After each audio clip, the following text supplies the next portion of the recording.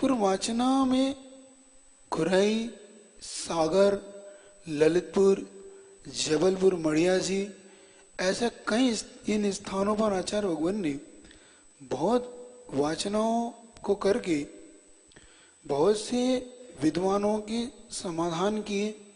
जैसे कई ऐसी चर्चाएं जो विद्वानों के लिए भी उलझन भरी थी, विद्वान भी जिसको नहीं समझ पाते थे उनकी जब आचार्यवान ने चर्चा की, तो इसीलिए अब आपके लिए जो आचार्यवान का अपन ने नाम दिया कि जो शिष्यों के दुखों को देखकर उनके उपाय खोज लेते हैं कि इनका दुख कैसे दूर हो। तो ये क्षेत्रपाल की घटना है जब आचार्य वन संघ सहित भगवंत के मुख से जो आगम का, जिनवाणी का जो रसपान कर रहे थे,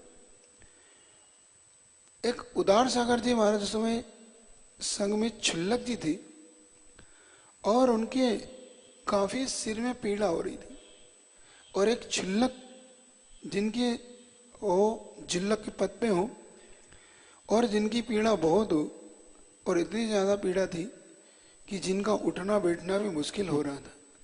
कभी कभी माइग्रेन हो जाता ना, तो जिनको माइग्रेन हो जाता है अथवा बहुत ज्यादा पीड़ा होती है, तो उनसे पूछो पीड़ा क्या होती है, वो समझ पाते।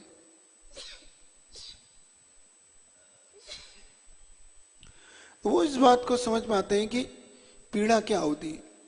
और इतनी पीड़ा होने के कारण जो आर्चर्या के लिए भी, जिनके लिए कठिन हो रहा था, उस समय दर्द के कारण वो आर्चर्या के लिए प्रातःकाल की वेला में नहीं उठ पाए।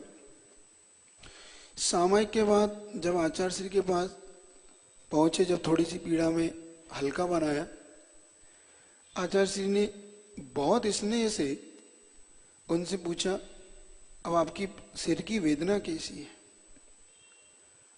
अब आर पे उठना चाहिए आपको, जिससे कि और आराम मिलेगा। जब आचार्य महाराज की बहुत वात्सल्यपूर्ण वचन सुन के उनसे कुछ कहा नहीं गया, और आचार्य महाराज ने उनके चेहरे की पीड़ा भांप ली। जब उनके चेहरे की पीड़ा और ज्यादा भांप ली, तो बड़े प्रेम से आचार्य से कहते, एक काम करते, तुम आर पे चलो और मैं तुम्हारे साथ आर कराने चलता हूं ताकि तुम्हारा आर अच्छे से हो जाए। एक छुल्लक और एक इतने बड़े गुरु जो ये कह दे कि मैं तुम्हारा आर कराने चलता हूं, चलो मैं तुम्हारे साथ चलूंगा। छुल्लक जी मानो सिर की सारी वेदना भूल गई। और होता भी है, जो स्वयं कष्टों से गुजर रहा हो, जो स्वयं सब कुछ झेलता हो, जो 22 वर्षों को झेल रहा है, वो स्वयं दूसरे के कष्टों को दूर करने के लिए अगर आगे आ जाए तो संसार के लोग सारे कष्ट भूल जाते। छुल्लक जी जब सारी वेदना को भूलकर उन्होंने चरणों में अपना सिर रख दिया, और आचार्य महाराज ने बड़ी अनुकंपा करके सहजता से, देखो कितनी सहजता से, जब अन्य साधुओं ने कहा कि आचार्य महाराज कोई बात नहीं हम चले जाएंगे, तो आचार्य जी कहते नहीं, उसको पीड़ा है तो मैं जाऊंगा साथ में। और आचार्य श्री ने जब वहां पहुंचे तो मानो जो आर उनके लिए कठिन हो रहा था, आचार्य श्री का सानिध्य पाकर सहजता से उनका आर हो गया, और बहुत अच्छे से उन्होंने आरचर्या को कर लिया। नहीं तो उस दिन ऐसा लग रहा था कि ये आर नहीं कर पाएंगे, इतनी ज्यादा पीड़ा में शायद ये बैठ भी नहीं पाएंगे। लेकिन गुरु जी का प्रभाव, गुरु जी का वात्सल्य, और अंदर से जो शिष्यों के दुख दूर करने की उनकी जो तीव्र वेदना, तीव्र भावना कहना चाहिए, आचार्य जी के अंदर जो भावना होती है कि शिष्य को उसके समर्पण के कभी भी जब उसने किया है तो उसे तकलीफ नहीं होना चाहिए, उसे पीड़ा नहीं होना चाहिए, क्योंकि इस मोक्ष मार्ग पे वो निकला है। तो शिष्य की भी भावना तो यही होती है कि मोक्ष मार्ग में निकला हूं तो गुरु ही मेरे आधार होते हैं, क्योंकि गुरु ही इस मोक्ष मार्ग को दिखाने वाले होते हैं। और संसार में जब दीपक ही अगर साथ छोड़ दे तो फिर अंधकार में कोई रास्ता नहीं दिखा सकता। तो गुरु तो वो दीपक होते हैं, वो प्रकाश पुंज होते हैं, जिस प्रकाश पुंज में सारा अंधकार अपने आप विलीन हो जाता है। कितना ही गहरा अंधकार हो, लेकिन मोक्ष मार्ग साक्षात दिखाई देने लगता है, साक्षात मोक्ष का स्वरूप दिखाई देने लगता है जब ऐसे महान गुरु का सानिध्य मिलता है। तो उनको देखकर शिष्यों की पीड़ा दूर हो जाती है। जो शिष्यों की पीड़ा देखकर स्वयं पीड़ित होते हुए उसके अपाय का उपाय करते हैं, मतलब उस दुख को दूर करने के लिए जो चिंतन करते हैं। कई बार आपके लिए मैंने बताया कि आचार्य परमेष्ठी उन उपायों को खोज लेते हैं जिससे शिष्य की मानसिक व्याप्ति भी हो सके। अगर शिष्य को कोई मानसिक पीड़ा भी है, अंदर से ज्ञान को लेकर भी कोई बात है, क्योंकि जरूरी नहीं कि सबका क्षोभसम एक जैसा हो, तो उस शिष्य के अंदर अगर ज्ञान को लेकर कोई भावना है या ज्ञान को लेकर कोई पीड़ा हो, तो वो पीड़ा भी वो दूर कर देते हैं अपने वचनों के द्वारा। मतलब वो आचार्य परमेष्ठी अपने वचनों से उस शिष्य के अंदर ऐसी जान फूंक देते हैं कि अज्ञानी शिष्य भी उस समय अपने अज्ञान को भूलकर उस पीड़ा को भूल जाता है। कई बार ऐसे कई प्रसंग उपस्थित होते। एक बार की घटना है कि आचार्य परमेष्ठी पूज्य गुरुदेव सिद्ध क्षेत्र मुक्तागिरी से बैतुल मध्य प्रदेश के लिए बिहार करने के लिए निकले, मतलब बिहार चल रहा था उनका। अब आचार्य महाराज प्रातः जैसे ही थोड़ा सूर्योदय हुआ और बिहार कर जाते थे, और आचार्य महाराज के अनुसार शिष्य यही सोचते हैं कि आचार्य शिष्य हो सकता है इतने दूर चलना हो तो पहुंच जाएंगे अपन थोड़ा आराम से चलते हैं। लेकिन आचार्य श्री का अनुमान लगाना बहुत कठिन है। अब वो जैसे आचार्य महाराज पहुंचे तो उन्हें लगा कि अभी तो थोड़ा सा समय बाकी है, तो आचार्य महाराज ने उस स्थान से और आगे का बिहार कर दी। मतलब आचार्य श्री को कभी ये फिक्र नहीं रहती कि आर कैसा होगा, क्या होगा, कौन कुछ नहीं, सब हो जाएगा। और इस प्रकार से आचार्य महाराज से आगे के लिए चले गए। लेकिन जब दूसरे साधु जो पीछे पीछे आ रहे थे, उनके मन में था कि आचार्य महाराज मिल जाएंगे। लेकिन जब उस वहां पहुंचे तो पता पड़ा कि आचार्य जी तो आधे घंटे पहले यहाँ से आगे बिहार कर चुके। अब उनको लगा कि अपन बहुत ज्यादा लेट हो गए। अब मन में उस समय क्षमा सागर जी वगैरह साथ थे, तो उनके मन में ये बात चल रही थी कि हो सकता है अब अपन बहुत लेट हो जाएंगे। तो धीरे धीरे आचार्य महाराज के पता करते करते वो आगे बढ़ते गए, और जब वह स्थान पर पहुंचे तो सामयिक का समय होने से रास्ते में उन्होंने सामयिक करी, क्योंकि स्थान पर पहुंच नहीं पाए। जैसे ही 12 बजने का आसपास हुआ तो संघ की खासियत है कि अगर सामयिक का काल है तो वे सामयिक कर लो, अब फिक्र मत करो ज्यादा आर वार की। उस समय अपना सामयिक का काल देख के महाराज लोगों ने अपनी सामयिक पे बैठ गए।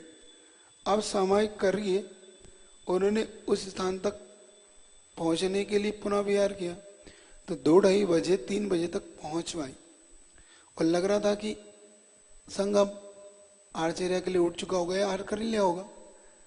और जैसे आचार्य महाराज वहां पर चिरपरिचित मुद्रा, जिनकी मुस्कान भरी मुद्रा देखकर दूर से ही शिष्यों को देखा और पहुंचे, उन्होंने जैसे ही नमस्तु किया, आचार्य महाराज बड़े स्नेह भाव से पूछते हैं, थक गए होंगे आप लोग, आओ बैठो, अभी अपन एक काम करेंगे, थोड़ा सुस्ता लो, अभी एक साथ आहारचर्या के लिए उठेंगे, चिंता मत करो, आहारचर्या एक साथ करेंगे। जैसे ही उन शिष्यों ने सुना, आप सोचो कि इतना महान गुरु शिष्य के लिए भी इंतजार करता हो कि नहीं, शिष्य की पीड़ा जब बिहार में हो रही है तो वो मैं कैसे आहार कर लूं। मतलब उन्होंने जैसे ही सुना कि आचार्य महाराज जब आहार पे नहीं उठे, अपना इंतजार कर रहे थे, तो उनको लगा कि काश हम आचार्य महाराज के साथ अगर शुरू से बिहार कर लेते तो गुरुजी को अपने लिए रोकना नहीं पड़ता। और आहारचर्या करके आचार्य महाराज ने जो वात्सल्य भाव से उनकी पीड़ा को दूर, उनकी सारी थकान मान लो ऐसी हो गई कि उन्हें अब ऐसा लग रहा था कि हम दोषी हैं, अभी तक तो क्या लग रहा था कि हम कब पहुंचेंगे, हम लोग चर्या का कैसे क्या करेंगे, या आचार्य महाराज उठ चुके होंगे, उनके मन में जो तरह तरह के विचार उत्पन्न हो रहे थे। लेकिन आचार्य महाराज का एक ही शब्द उनके लिए अमृत का काम कर गया। जैसे आचार्य महाराज ने कहा, आओ बेटो, थक गए होगे तुम लोग, थोड़ा सुस्ता लो, थोड़ा सा आराम कर लो बैठ के, ताकि एक साथ आहारचर्या करेंगे, अपन सब एक साथ उठेंगे। तो ये शब्द मान लो उनके लिए एक संजीवनी का काम कर गया कि सारी थकान उनकी दूर कर गया। और आचार्य महाराज के वो मान लो ऋणी हो गए कि देखो गुरुदेव हमारे जैसे शिष्य का भी इंतजार करते, मतलब उनके मन में ये नहीं है। तो जो शिष्यों की पीड़ा को दूर करने के लिए, इसलिए शिष्य का जो पीड़ा दूर करते, इसलिए उनको शिष्य का पीड़ा का दूर करने लिए उपाय दर्शन, मतलब अपाय का उपाय जो जानते, दूर कैसे की जाती है, शिष्यों के अंदर दुख को कष्ट को मिटाया जाता। और ये नहीं शिष्यों का ही नहीं, वो तो इतने उत्कृष्ट धनी है कि दूसरे की पीड़ा को भी मिटाने के लिए ग्रस्त भी कोई पहुंच जाए तो उसकी पीड़ा के लिए भी जो अंदर से विहल हो जाते। आपको एक ऐसी घटना से परिचय कराता हूं कि जो सिर्फ शिष्यों की फिक्र नहीं पालते, अगर कोई बहुत भक्ति से भर के उनके पास पहुंच जाए और समर्पण के भाव लिया हुआ हो, तो वो उस समर्पण के भाव से ही एक अंदर से एक ऐसी पॉजिटिव ऊर्जा डाल देते हैं कि मुर्दे में जान आ जाए। क्या किसी कवि ने लिखा, मुर्दे में जान आ जाए मेरी बाबत से, इसलिए हम मरघटों में बसा करते हैं। साधु लोग कहाँ बसते हैं, पुराने साधु कहाँ बसते, तो मरघटों में। तो मुर्दे में जान आ जाए मेरी बाबत, बाबत मतलब कहलाता है मेरी दुआओं से, मेरे कारण से, मेरे कारण मुर्दों में भी जान आ जाए, तो हम मरघटों में इसलिए बसा कर। तो अगर उसको अगर ऐसे लगा के देखें अपन कि अगर वो तुम लोग के बीच में रहते हैं, अगर वो तुम लोग के बीच में अगर रहते हैं, तो ये क्या है मरघट। मरघट किसे कहते हैं, जहां आदमी मरता हो, है ना। और जिंदा, अब मरे तो तुम हो नहीं, तो मरे का मतलब अंदर से जो धर्म मर चुका है, अंदर से जो चेतना मर चुकी, चेतना मतलब जो चेतना सक्रिय होना चाहिए, उस चेतना को तुमने जो निष्क्रिय बना रखा है, मतलब जो पुद्गल के तुम भक्त हो चुके हो, पुद्गल के जो तुम अनुयायी बन चुके हो, तो उस चेतन आत्मा के अनुयायी बनना, तुम्हारी अंदर की चेतना को जगाना, मतलब पुद्गल के तुम गुलाम मत बनो, कर्मों के गुलाम मत बनो, अपनी चेतना को जानो, अपनी शक्ति को पहचानो। इसलिए मरघटों में हम बसा करते हैं। कहाँ बसा करते हैं, मुर्दों में जान आ जाए। अब आगे समझ, मुर्दों में जान आ जाए मेरी बाबत से, इसलिए हम मरघटों में बसा करते। तो तुम्हारे बीच में रहने का प्रयोजन समझ में आ गया। तुम मुर्दों में जान आ जाए, तुम्हारे अंदर कुछ चेतना के प्रति ललक आ जाए, इसलिए साधु परवेष्टि यहां बसा करते। अब देखो जो घटना तुम्हें सुना रहा था, वो घटना है बीनावारा की। बीनावारा में 2010 में आचार्य महाराज के साथ हम ग्रीष्मकालीन में थे हम लोग उस समय, और योग सही से वहीं चातुर्मास भी हुआ आचार्य सिंह। तो बीनावारा में इस समय जहाँ पूज्य समय सागर जी महाराज का निर्यापक श्रवण मुनि महाराज का चातुर्मास हो रहा है, वहीं की घटना है। भगवान शांतिनाथ की भव्य मूर्ति है, और बताया था आपको वहां पर माटी के महादेव नाम की एक आदिनाथ भगवान की मूर्ति है, उसको बोलते हैं माटी के महादेव। माटी की महादेव इसलिए बोलते हैं कि जब वो पुरानी मूर्ति थी वो पूरी मिट्टी से बनी हुई थी, उसको पूरी मिट्टी से बनाया था और इस पर लेप किया था, तो वो पूरी माटी के महादेव कहलाती थी। महादेव इसलिए कि आदिनाथ भगवान की संज्ञा थी वो, इसलिए वो महादेव। और वो इसलिए मामा भांजा का मंदिर भी कहलाता था।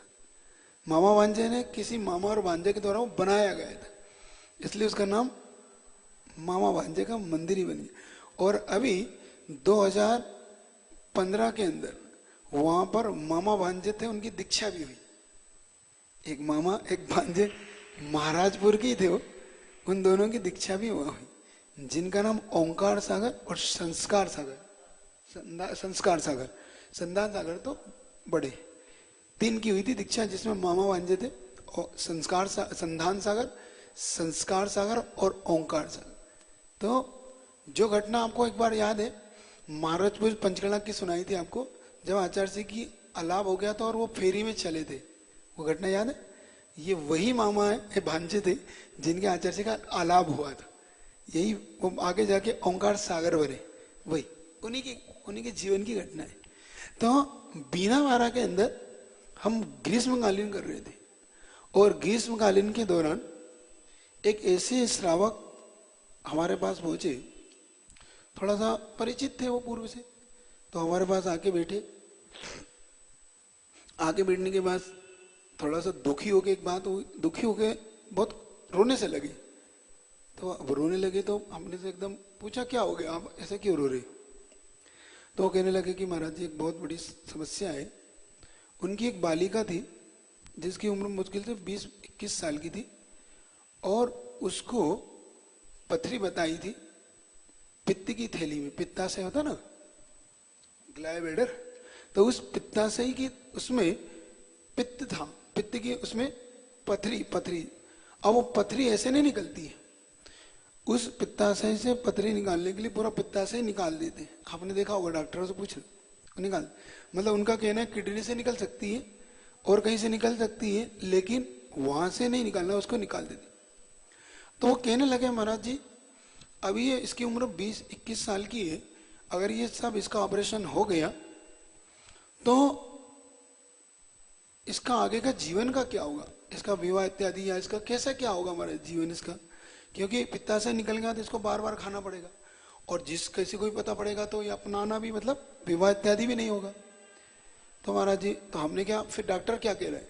डॉक्टर ने कहा कि जब ये दर्द उठता है तो असहनीय दर्द होता है, और जब असहनीय दर्द होता है तो महाराज फिर डॉक्टर का एक ही फैसला है कि निकालना तो पड़ेगा, फिर नहीं तो आगे कोई भी घटना घट सकती है, रिस्क हो सकती है।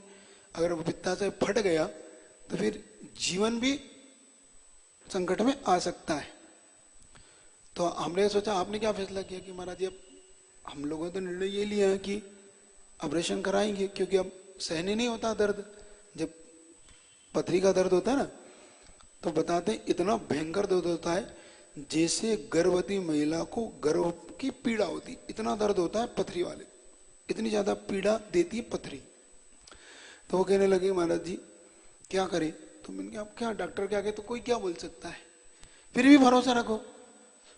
तो हमने कहा एक काम करो, तुम आचार्य जी का आशीर्वाद लो, हो सकता है आचार्य जी के आशीर्वाद से तुम्हें कुछ आराम मिले, अथवा ना कराना पड़े, अथवा जो ऑपरेशन हो वो तो अच्छे से हो ही जाए, कम से कम ऑपरेशन तुम करा रहे हो। तो हमने कहा, उससे पूछा तो ऑपरेशन कब है? तो 2 सप्ताह मतलब 15 दिन बाद ऑपरेशन है। ठीक, तो हमने कहा आचार्य जी बात चले जाओ इस समय। तो वो कहने लगे आचार्य जी बात हम कोई जाने नहीं देता, हमें आचार्य जी हमारी बात भी नहीं सुनेंगे एकदम, क्योंकि हमें पहचानते भी नहीं और कोई जाने भी नहीं देता। तो हमने कहा, हम प्रसाद सागर जी महाराज थे उसमें, तो हम प्रसाद सागर से निवेदन किया हमने कि महाराज जी एक काम करो, ये बहुत दुखी है और आचार्य जी सबके दुख दूर करते हैं, तो आचार्य जी का एक बार आशीर्वाद भर मिल जाए तो कम से कम इनकी जो है समस्या ना भी सुलझे तो ऑपरेशन तो अच्छे से हो ही जाए।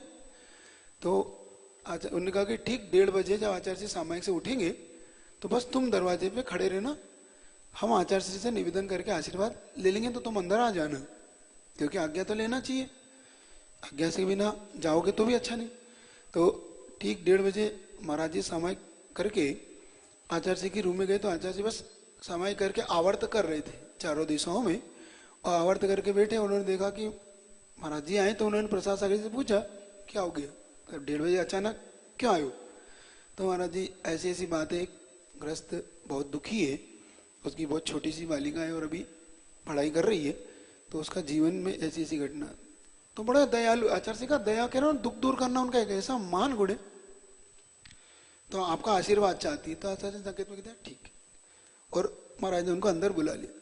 महाराज ने देखा पिताजी को उनके और उनकी बालिका को। फिर उन्होंने निवेदन करके माँ जी ऐसी ऐसी बात है। आचार्य से ने कहा ठीक है। तो उन्होंने कहा कि आचार्य से हम ऑपरेशन कराना चाहते हैं। आचार्य के ठीक है सोच लो, हाँ कराना तो पड़ेगा ठीक।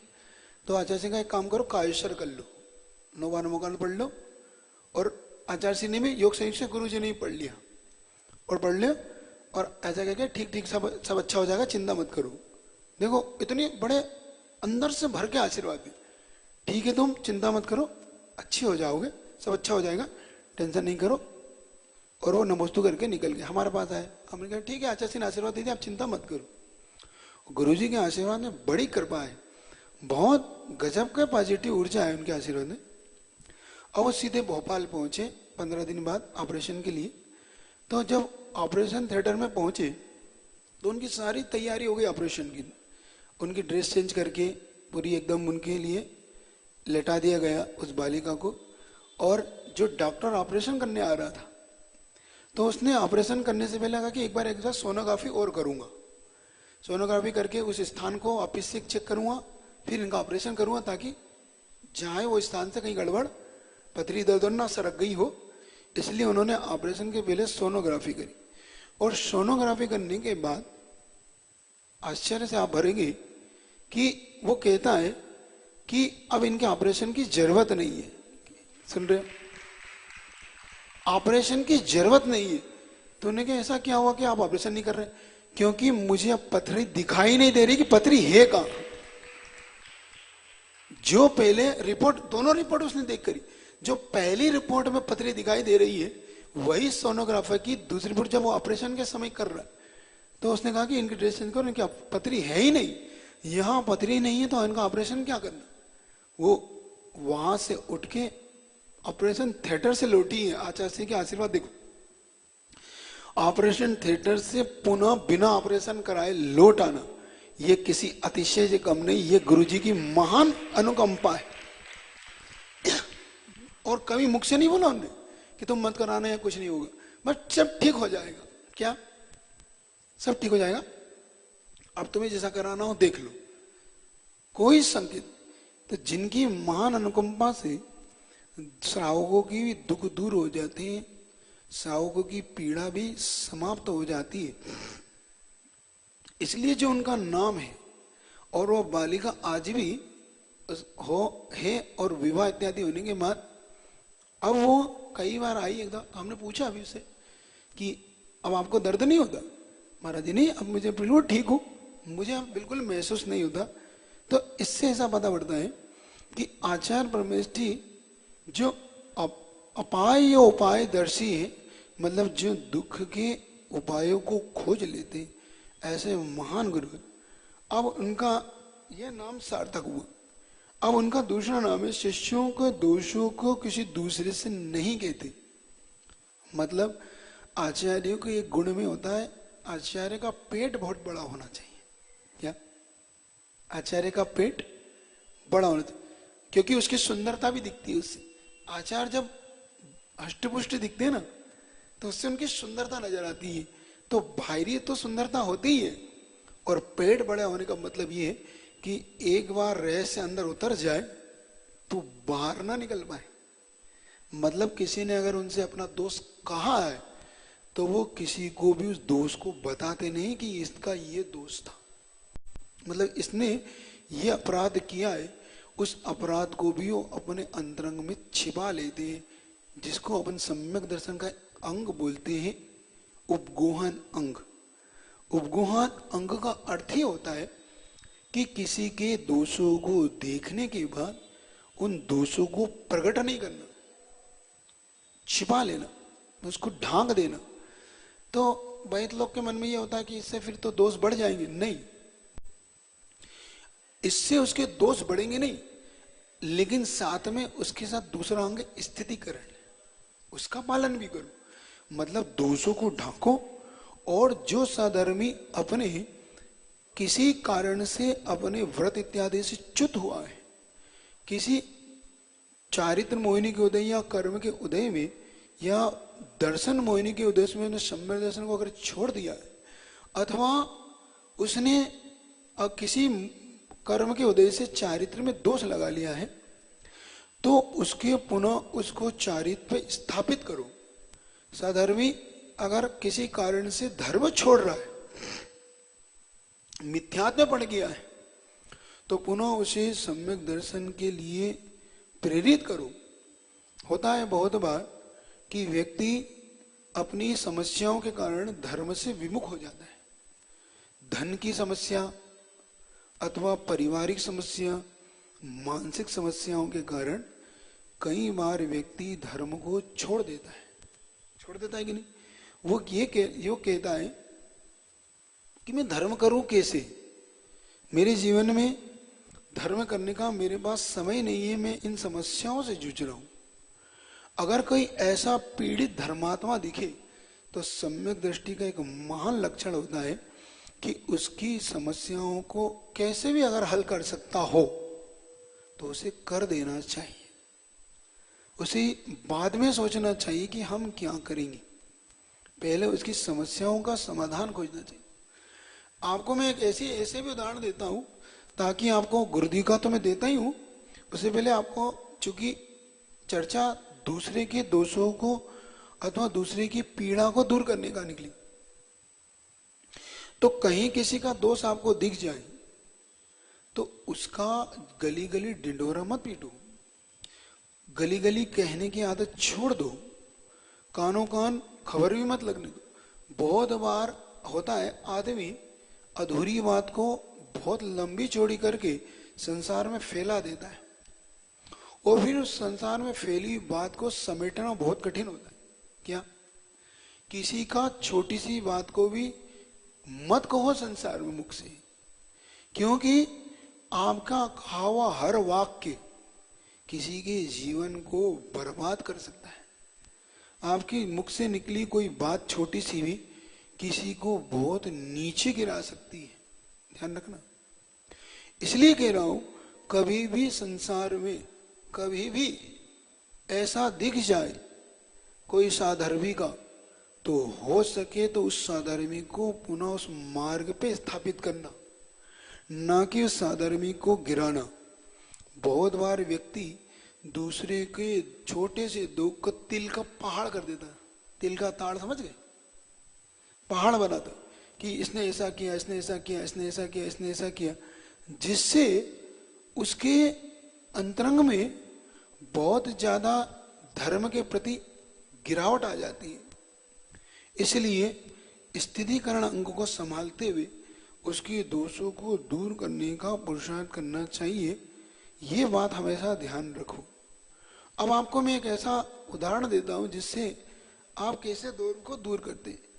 अब देखो, पहले तो आपको एक छोटी सी बात बता दूं। मान लो एक व्यक्ति की आदत थी चुगलखोरी की। चुगलखोरी समझिए, समझ भाई, बहुत बार आ तो ना कि मतलब बात पूरी भी है, अधूरी भी है, अथवा बात में आधा झूठा सच है, अथवा बात सच ही नहीं है, कहीं से थोड़ी सी भी बात पड़ी और उस बात को संसार में कह दिया। ऐसा ही व्यक्ति के द्वारा ऐसी घटना घट गई कि उसने किसी के लिए ऐसा कर दिया जिससे उसकी बदनामी हो गई। अब बदनामी हो गई, बाद में वो कहना है सॉरी, मैं क्षमा चाहता हूं, मुझे नहीं पता था कि ये बात झूठी है। क्या बाद में आप लोग कहते ना कि मुझे नहीं पता था ये बात झूठी है और मैंने तो सब में कह दिया। अब उसने कहा कि तुमने ये बात कही तो दी, और ये बात जो झूठी थी इसका असर जानते हो क्या हुआ? अब देखना क्या होता है। उसने एक कागज दिया उसे और उससे कहा कि इस कागज के जितने टुकड़े कर सकते तुम करो। सुन रहे हो आप लोग, समझ में आ रही बात? उस व्यक्ति ने उस कागज के जितने टुकड़े करना था करा, और उस व्यक्ति से कहा यहां से जब तुम घर जाओ तो एक एक टुकड़ों को बिखेरते हुए चले जाना। उसके व्यक्ति को समझ में नहीं आया क्या करा रहा है, मैं तो कुछ बात कहना हुई, ये बात कुछ कर रहे हैं, कोई बात। उसने ऐसा ही किया, उस कागज के टुकड़ों को रास्ते में गिराता गिराता चला गया। जब दूसरी दिन आया तो उससे कहा कि एक काम करो, जो तुम कागज के टुकड़े बिखेरे थे उन कागज के टुकड़े उठा लाओ। बात सही रही सबको? जिन कागज के टुकड़ों को तुम बिखेरा था उन कागज को टुकड़े को उठा लाओ। तो वो कहता है ये तो संभव ही नहीं है, ये तो संभव ही नहीं, क्योंकि वो कागज के टुकड़े तो अब जाने जाने कोई कहाँ उड़ा हो, कोई कहाँ। तो बस यही समझो तुमने वही अपराध किया है, उस व्यक्ति के बारे में अफवाह फैलाकर जो कागज के टुकड़े बिखेरना जैसा है बिखेर तो दिया, उसे समटाया नहीं जा सकता। ऐसे ही किसी व्यक्ति के जीवन में अगर कोई बात फैला दी तो उस बात को वापस समेटा नहीं जा सकता। इसे बोलते हैं कि कभी भी किसी बात को बिना समझे बिना सोचे मत बोलो। बोलने से ना जाने कितने जीवन बर्बाद हो जाते हैं। ध्यान रखना, बहुत बार ऐसी बातें हो जाती हैं जीवन में, जिन बातों को बोलने से उन बातों से कई लोगों के जीवन नरक बन जाते हैं। क्या बन जाते हैं? इसलिए किसी की बात पे बहुत जल्दी विश्वास मत करो, और अगर उसने कह दिया है तो उस बात को अपना इतना बड़ा पेट करो कि बाहर ना आए। समझ रहे हो कि नहीं?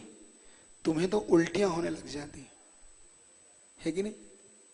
कहीं से कोई बात पता पड़ जाए तो तुम्हें उल्टियां होने लग जाती है, पेट फूलने लगता है, गैस बनने लगती है कि जब तक बता ना दो, है ना? जब तक तुम 250 लोगों को सुना ना दो, व्हाट्सएप ना चला दो, जब तक संसार में सबको वो बात ना कह दो, तब तुम्हें आराम लगता है 10-20 को बता के कि अब पेट ठीक है ना? संसार में बहुत लोगों की ये बीमारी है कि उनका पेट दर्द करता है, जब कह दो तो कहते अब ठीक है, अब आराम है, अब हमने कह दिया सबसे। ऐसा नहीं, इसलिए कह रहे हैं कि आप भी समझने का पुरुषार्थ करना कि संसार में किसी की बात को कहने से पहले 1000 बार सोचो, 1000 बार चिंतन करो, उसके बाद फिर उसकी चर्चा करने का महत्व समझो। तो आचार्य परमेष्ठी का जो महान गुण आपके सामने रख रहा हूं, तो आचार्य परमेष्ठी का ये गुण है कि जो किसी को किसी के दोषों को किसी दूसरे से नहीं कहते, मतलब वो हमेशा दोषों का उपगोहन करते हैं। और बहुत बार ऐसा भी होता है कि समाज की भी एक आदत होती है। समाज की आदत सबसे खतरनाक ये है कि समाज उस व्यक्ति से तो गले लगाता है, देखना, और महाराज से जाके उस व्यक्ति के बारे में उटपटांग बोलता है। क्या करता है? महाराज जी वो ऐसा है, वो ऐसा है, वो ऐसा है, वो तो ये व्यसन करता है, शराब भी पीता है, जुआ भी खेलता है, तंबाकू भी खाता है, और नीचे जाके गले मिलता मिलेगा वो व्यक्ति। क्या करेगा? महाराज जी आप बोल दो उनसे, आप उसको बोल लो कि वो ऐसा ना करे, और तुम गले क्यों मिल रहे थे? तुम मतलब आप तो उससे अपनी दोस्ती पूरी पक्की बना के रखे हो। समाज हमसे जब बहुत बार आती है, महाराज जी उस व्यक्ति के यहाँ चौका लग रहा है, आप आहार करने मत जाना। हमने क्या आहार करने नहीं जाने का क्या मतलब? तो आप मत जाना क्योंकि वो ऐसा ऐसा दोषी है। तुम पार्टी में जाते हो क्या उसके यहाँ? तो उसके यहाँ शादी में जाते हो? हम तो जाते हैं, तो तुम जाते हो संसार में, और क्या समाज ने उसे पाबंदी लगा रखी है? तो तुम उसे नवदा भक्ति का तुम मना करो ना। क्यों? समाज ने क्या प्रतिबंध नहीं, समाज की ओर से कोई प्रतिबंध नहीं, तो महाराज प्रतिबंध तुम लगाओ। मतलब महाराज प्रतिबंध क्यों लगाए? ये समाज का काम है, समाज करेगी। भाई अगर कोई गलत बात है तो समाज इसकी जिम्मेदारी लेना, लेकिन वो क्या करती है? साधुओं को उलझाती है, साधुओं को आगे करके बाद में उससे तो गले मिलेगी, और साधुओं से माइक से खिलवाने का पुरुषार्थ करती है कि महाराज आप बोल दो कि वैसा ना करें। तो ये गलत बात है, ये गलत परंपराएं है। इसलिए कह रहा हूं कि ऐसी परंपराएं मत निभाओ, जिससे अगर आपको दोष है तो समाज पहले फैसला कर ले, समाज उससे कह दे कि अब आप चौके आहार दान के लायक नहीं हो। जब फिर भी वो लगाएगा तो महाराज जाएंगे ही नहीं। क्यों? जब वो आप कह दोगे। इसलिए समाज साधुओं को न उलझाए इन कामों में, पहले समाज अपनी ताकत दिखा के अब आप व्यवस्था बनाए। इसीलिए फिर भी आचार्य प्रविष्टि इस बात का ध्यान रखते हैं कि किसी के दोषों को नहीं कहना, दोषों को, उसके उत्थान का तो सोचना, विचार करना, लेकिन किसी के दोषों को कह के उसका पतन नहीं करो। ये गुरुदेव का एक सबसे बड़ा गुण है।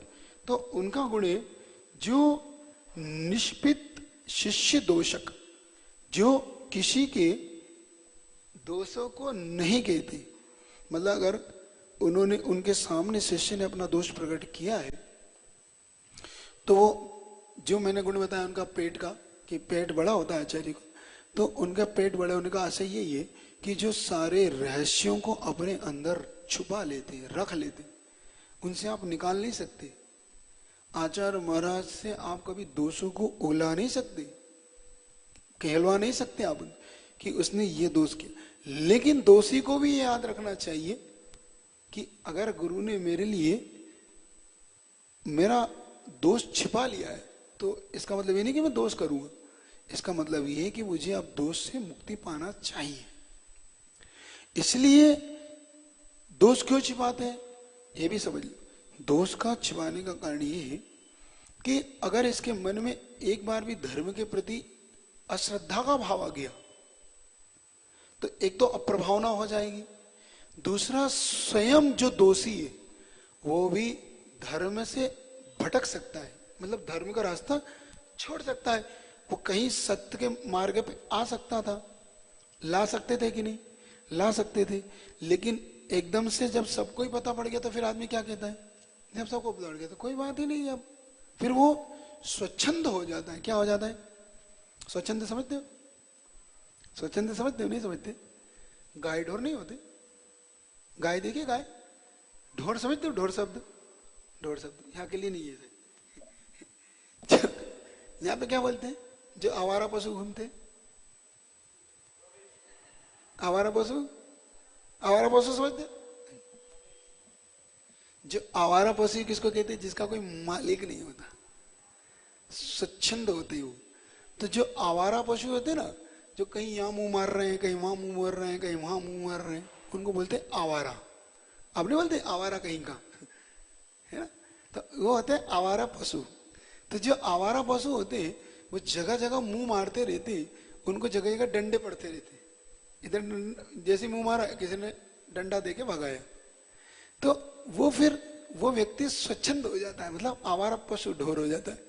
तो इसलिए वो स्वच्छंद ना हो जाए, तो उसकी स्वच्छंदता दूर करने के लिए भी ये ध्यान रखना पड़ता है।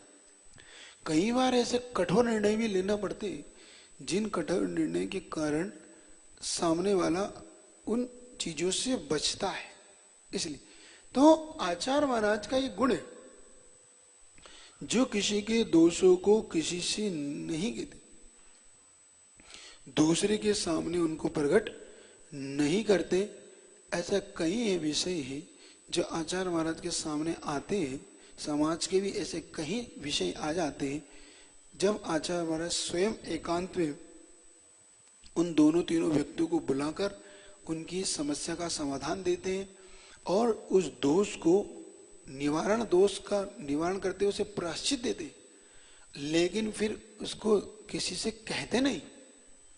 ये ध्यान रखते हुए इस बात, कई बार ऐसे प्रसंग उपस्थित हुए जिनमें आचार्य महाराज के द्वारा इन दोषों को दूर किया जाता है। आज 6:45 हो रही है, आज इतनी रख लूँ, ठीक है ना? फिर जाप में आप लेट हो जाते हैं 7 बजे, फिर 7, 5, 10 तो हो जाती है, तो इतने रखें। अब पौन घंटा चला देंगे धीरे धीरे। आचार्य महाराज के नामों की श्रृंखला है, बहुत लंबी है। अभी अपने कितने 24 नाम है, 23 नाम, तो कोई बात नहीं, अभी बहुत नाम है अपने पास, तो धीरे धीरे गुरु के बारे में बहुत कुछ जानेंगे, समझेंगे। आज थोड़ा गला भी ऐसा ही है, कोई बात नहीं। तो आपके लिए आज 2:30 बजे, वैसे 3:30 पे क्लास हो गई थी शुरू। अब नया विषय है जिनवाणी, जिन भारती का दूसरा भाग है, सलाह का बोझ का अच्छा विषय है, जिसमें आज चक्रवर्ती के और तीर्थंकरों के 2 की चर्चा आज हुई थी। अब कल चक्रवर्ती के और भी उनके गुणों की चर्चा, मतलब 14 रत्न 9 निधियां इन पे, और बहुत अच्छा विषय निकलेगा। इससे ये होगा कि जब आप पुराण ग्रंथ पढ़ेंगे तो उन पुराण ग्रंथों में क्या क्या खासियत होती है इन शिलाका पुरुषों में और महापुरुषों में। 169 जो महापुरुष होते हैं उनके अंदर का विषय अपने को समझने को मिलेगा। ठीक है, तो आज इतना ही रखता हूं, आपका समय हो गया। चलिए जाप कर ले, सीधे बैठो, अच्छे से जाप कर। फोल्डर है ये रखा साइड। ओम सम्यक दर्शनाय नमः, ओम सम्यक ज्ञानाय नमः, ओम सम्यक चारित्राय नमः। ओम ह्रीं अरमस्याौष नमः, ओम ह्रीं अरमस्याौष नमः, ओम ह्रीं ओम ह्रीं ओम ह्रीं अरमस्याौष नमः, ओम ह्रीं अरमस्याौष नमः, ओम ह्रीं ओम ह्रीं ओम ह्रीं अरमस्याौष नमः, ओम ह्रीं अरमस्याौष नमः, ओम ह्रीं ओम ह्रीं ओम ह्रीं अरमस्याौष नमः, ओम ह्रीं अरमस्याौष नमः, ओम ह्रीं ओम ह्रीं ओम ह्रीं अरमस्याौष नमः, ओम ह्रीं अरमस्याौष नमः, ओम ह्रीं ओम ह्रीं ओम ह्रीं अरमस्याौष नमः, ओम ह्रीं अरमस्याौष नमः, ओम ह्रीं ओम ह्रीं ओम ह्रीं अरमस्याौष नमः, ओम ह्रीं अरमस्याौष नमः, ओम ह्रीं ओम ह्रीं ओम ह्रीं अरमस्याौष नमः, ओम ह्रीं अरमस्याौष नमः, ओम ह्रीं ओम ह्रीं ओम ह्रीं अरमस्याौष नमः, ओम ह्रीं अरमस्याौष नमः, ओम ह्रीं ओम ह्रीं ओम ह्रीं अरमस्याौष नमः, ओम ह्रीं अरमस्याौष नमः, ओम ह्रीं ओम ह्रीं ओम ह्रीं अरमस्याौष नमः, ओम ह्रीं अरमस्याौष नमः, ओम ह्रीं ओम ह्रीं ओम ह्रीं अरमस्याौष नमः, ओम ह्रीं अरमस्याौष नमः, ओम ह्रीं ओम ह्रीं ओम ह्रीं अरमस्याौष नमः, ओम ह्रीं अरमस्याौष नमः, ओम ह्रीं ओम ह्रीं ओम ह्रीं अरमस्याौष नमः, ओम ह्रीं अरमस्याौष नमः, ओम ह्रीं ओम ह्रीं ओम ह्रीं अरमस्याौष नमः, ओम ह्रीं अरमस्याौष नमः, ओम ह्रीं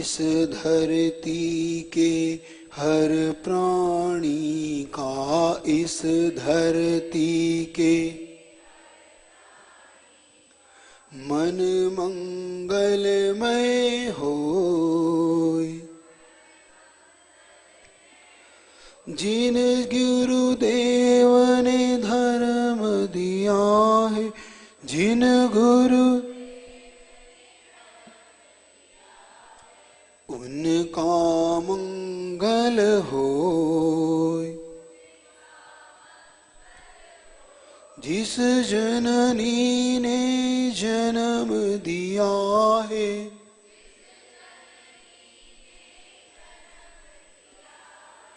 उसका मंगल होय। पाला पोसा और पढ़ाया, पाला पोसा और उस पिता का मंगल होय। उस पिता मन का सब संताप मिटे, अरु मन का अंतर उज्ज्वल होय। राग देश और मोह मिट जावे, राग देश और मोह मिट जा, आत्म निर्मल होय। गुरु हो मंगल, प्रभु हो मंगल, गुरु धर्म सुमंगल होय। धर्म मात पिता का जीवन मंगल, मात पिता का परिजन मंगल होय। मंगलमय हो प्रात हमारा, मंगल रात सुमंगल होय। जीवन के हर क्षण कर पल की, जीवन के हर क्षण हर पल बात सुमंगल होय। घर घर में मंगल छा जाए, घर घर में जन जन मंगल होय। इस धरती का कण कण पावन, इस और सुमंगल होय। सब जन में मंगल बढ़े, सब जन में टले अमंगल भाव। हे प्रमाण की भावना, है हम सब की भावना, सब में हो सद्भाव। जिनवाणी के ज्ञान से सूझिलो गालो, सो वाणी में तुम धरो सदा। हे जिनवाणी भारती तो जपु दिन जो तेरी सणी।